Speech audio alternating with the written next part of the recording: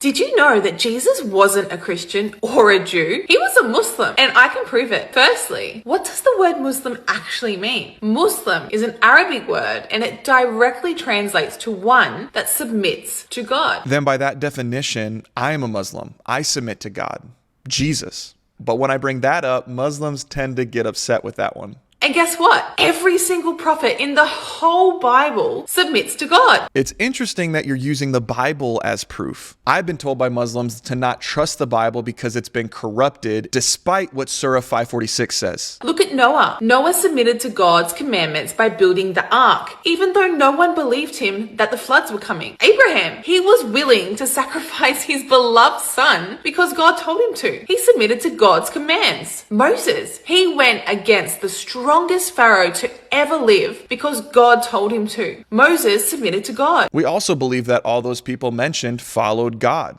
How does this disprove Christianity? Now, Jesus. The whole New Testament is proclaiming Jesus submitted to God's will. He prayed to God. He said he can do nothing on his own. He can only do the will of the one who sent him. He also says that all the miracles are done through him from God. This is not a problem for any orthodox expressions of Trinitarianism. Jesus is God. And on his last and final sermon before facing death, he prayed to God saying, "Take my sacrifice, not as I will, but as you will." Jesus is clearly showing the ultimate submission to God. As with the patriarchs, this still does not disprove Christianity. On top of all that, not once is the word Jew ever mentioned in the Old Testament, and not once is Christian ever mentioned in the whole Bible. There is never a label put on any of these messengers of God. So prophet or patriarch isn't a label? Muslim is also not mentioned in the Bible, so why does this matter? That's a double standard. Israelite and Hebrew are terms used for this people group, and the word Jew or Jewish is a later term that was invented, and it has roots in Old English. The word Christian actually does appear in the New Testament, and it takes place 3 times. Acts 11:26 says, "When he found him, he brought him to Antioch. So for a whole year, Barnabas and Saul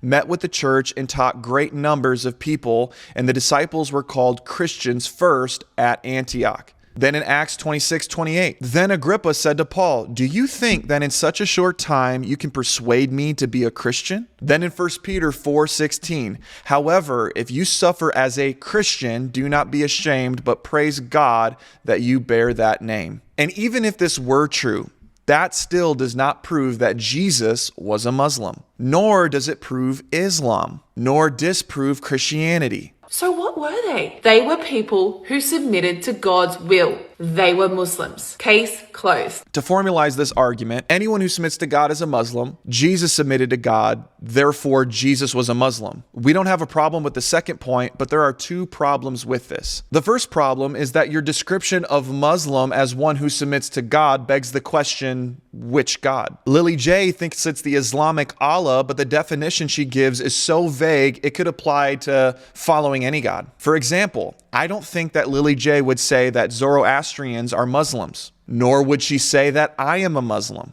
This is because Muslim has a set meaning in English, one who follows the teachings of the religion of Islam. This argument also relies on Islam being true. If Islam is false, then Jesus was not a Muslim. The second problem is that the definition of one who submits to God can also be the definition of monotheist or just a theist. Fortunately for us, how a word is used often determines its meaning. In modern times, Muslim is used to refer to those who follow the beliefs and teachings of Islam and Islamic practices, even though it translates differently. Arguing like this is just like saying awful just means inspiring awe, which is how the word is broken down. However, you would not tell your significant other that they look awful because we use it differently in our day-to-day speech. If Lily J wants Jesus to be a Muslim, she needs to define Muslim better and then defend that definition. What do you guys think? While it is true that Jesus was a Muslim in terms of that he fully submitted himself to God,